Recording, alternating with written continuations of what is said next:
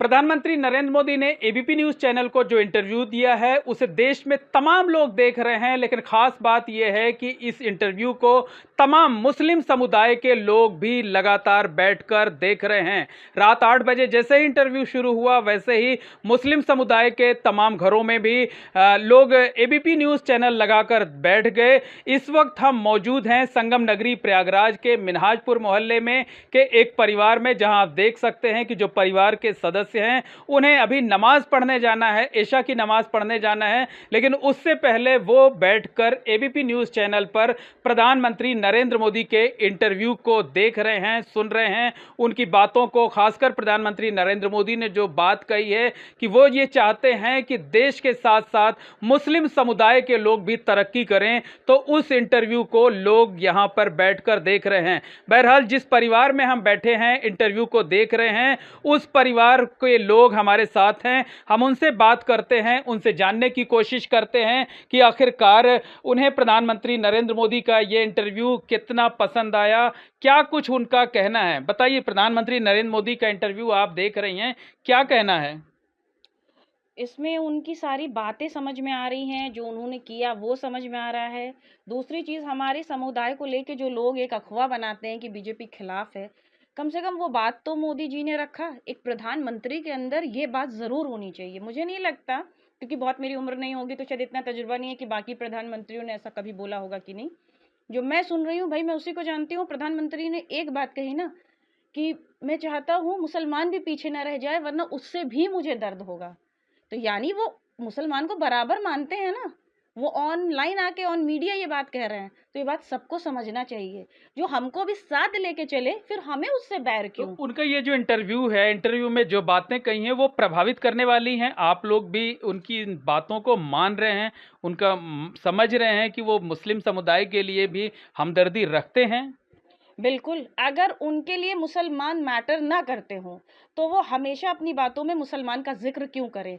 उनकी पढ़ाई का ज़िक्र क्यों करें? उनकी तरक्की का ज़िक्र क्यों करें? क्योंकि वो प्रधानमंत्री हैं और वो चाहते हैं सब हमारे साथ चले। उन्होंने एक बात कही, सबका साथ, सबका विकास, ये केवल नारा नहीं है, इसे ज़मीनी स्तर पे लागू कर चुके हैं और सबके दिलों में बैठाना है। तो यही तो हम भी चाहते हैं, हर जनता भी यही चाहती है, सबका बिल्कुल, साथ। और भी लोग हैं जो इस इंटरव्यू को देख रहे हैं, उनसे बात कर लेते हैं।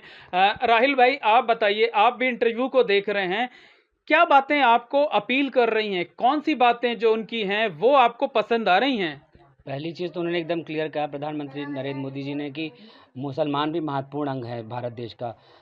ये इससे क्लियर होता है कि वो खुद भी मानते हैं कि मुसलमानों की तरक्की और मुसलमानों की शिक्षा पर काम होना चाहिए। जो भी चीज़ें उनको मिलनी चाहिए उस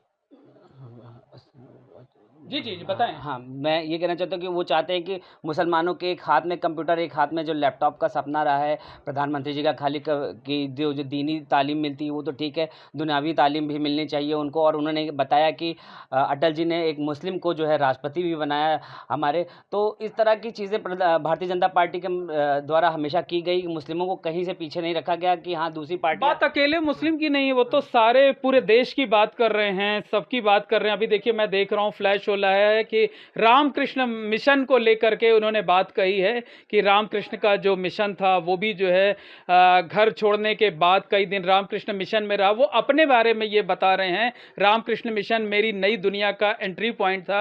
वो अपने बारे में भी बता रहे हैं, देश में उन्होंने 10 साल क्या किया ये बता रहे हैं, और अगर मौका मिलता है तीसरी बार उन्हें सरकार चलाने का तो वो क्या करेंगे ये बता रहे हैं। हाफिज जी, आप बताइए कि आपको ये इंटरव्यू कैसा लगा? कोई ऐसी बात लगी जो प्रभावित करने वाली है, या सिर्फ इस इंटरव्यू को आप चुनावी इंटरव्यू मान रहे हैं? जी, एक बात तो मुझको बहुत अच्छी लगी जो अभी मोदी जी बयान कर रहे थे कि एक हाथ में कुरान और एक हाथ में लैपटॉप। इस तरह अगर हो जाए तो कोई बात की कोई परेशानी नहीं है, मुसलमान हर तरह से खुश रहेंगे, ऐसी कोई बात नहीं है।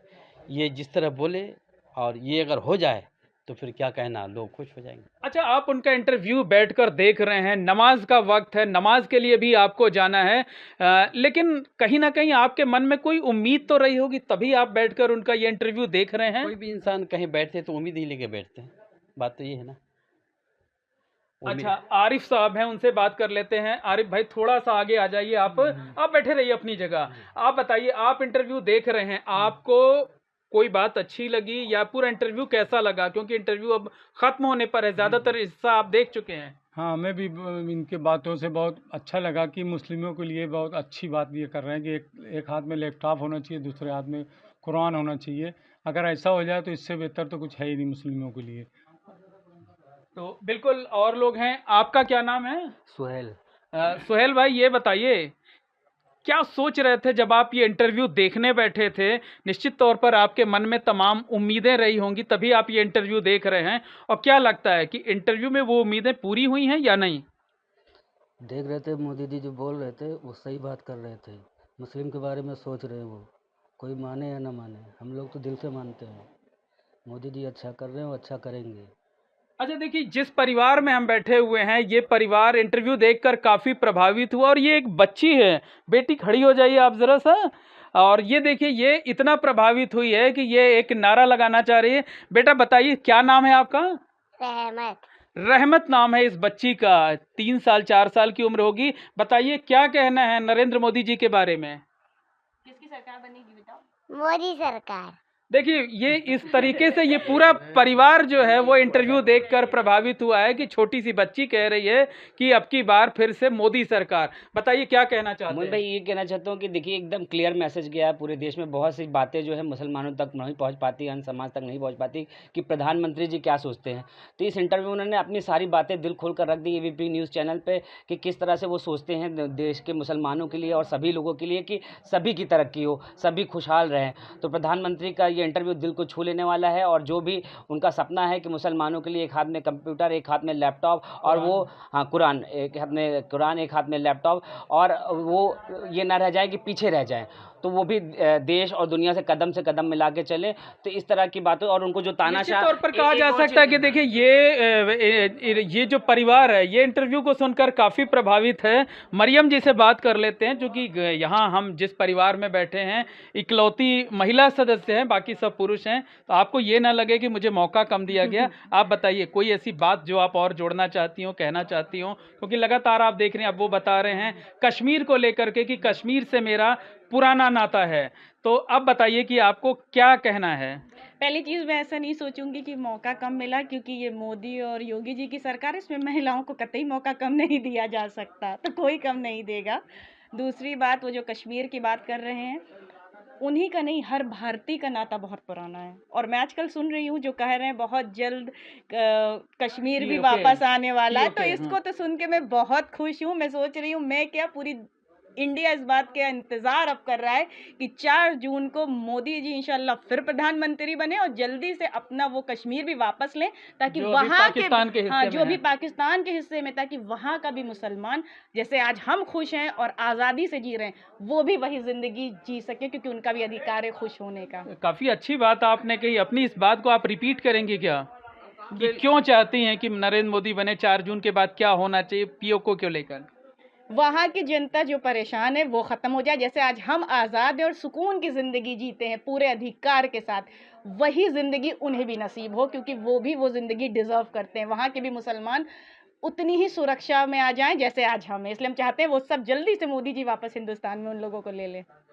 देखिए, हाफिज़ जी से एक बार फिर से बात कर लेते हैं। हाफिज़ जी बताइए, उन्होंने ये भी कहा कि जो गरीब मुसलमान हैं उनको आरक्षण दिया गया है। मैंने धर्म के आधार पे आरक्षण नहीं दिया, लेकिन मैं जो पढ़ पा रहा हूँ कि मेरे फैसले को हर वर्ग स्वीकार कर लेता जो भी हम फैसला लेते हैं। आप सहमत हैं इस बात से? हाँ हाँ, क्यों नहीं, सहमत हैं जी। आरिफ भाई, कोई और बात आप कहना चाहते हैं? नहीं, जो भी बात है इनकी बेहतर है। बेहतर बात है। राहिल भाई जल्दी से अपनी बात खत्म बिल्कुल। करिए। एक बहुत बड़ी बात कहूँ, जो शुरू से हम लोग को मुसलमानों को डराया जाता है कि ये तानाशाह रहे हैं, तानाशाही करते हैं और मुसलमानों के लिए हमेशा खतरा रहेंगे, 2014 से सुनते चले हैं। और अब तो संविधान बदलने के हर रोज़ अखिलेश और जो है राहुल गांधी बोलते हैं कि संविधान बदल देंगे। ये कोरी बकवास करते हैं सिर्फ मुसलमानों को भड़काने के लिए कि मुसलमान वोट ना करें। आने वाले समय में मुसलमानों की अब आँख खुल रही है। जिस तरह का मोदी जी का बयान आ रहा है उससे समझ रहे हैं कि हमारी तरक्की कहाँ है। तो जी जल्दी कि से। जो विपक्ष जो इतना दिखा रहा है लोग मेरे पीछे परेशान है, कोई लोग परेशान नहीं है उनके पीछे, केवल जिनकी गुंडई खत्म हो गई है वो लोग परेशान है। काश मेरे मसीहा वापस आ जाए गठबंधन वाले और हम लोग गुंडई फिर करने लगे, जो अब कभी होगा नहीं। अब हर जनता सुकून से जीना सीख गई है, इसलिए कभी गठबंधन तो की कोई निश्चित तौर सुनवाई पर नहीं कहा होगी। जा सकता है कि प्रधानमंत्री नरेंद्र मोदी ने एबीपी न्यूज चैनल को जो इंटरव्यू दिया है उससे तमाम लोग प्रभावित हैं। और संगम नगरी प्रयागराज पे जिस मुस्लिम परिवार के बीच हम बैठे हैं, जो परिवार लगातार लाइव इंटरव्यू देख रहा है, अब इंटरव्यू खत्म हो चुका है, वो परिवार प्रधानमंत्री नरेंद्र मोदी की बातों से काफी प्रभावित हुआ है। और ये परिवार चाहता है कि नरेंद्र मोदी तीसरी बार देश की कमान संभालें। और उन्होंने पाकिस्तान ऑक्युपाइड कश्मीर को भारत में मिलाने की जो बात कही है, इस मुस्लिम परिवार के लोग चाहते हैं कि वो काम जल्द से जल्द पूरा हो, ताकि यहाँ के मुसलमान जिस तरीके से सुकून के साथ रह रहे हैं, खुशहाली के साथ रह रहे हैं, वो मौका पीओके में रहने वाले मुसलमानों को भी मिले। मोहम्मद मोइन, एबीपी नेटवर्क, प्रयागराज।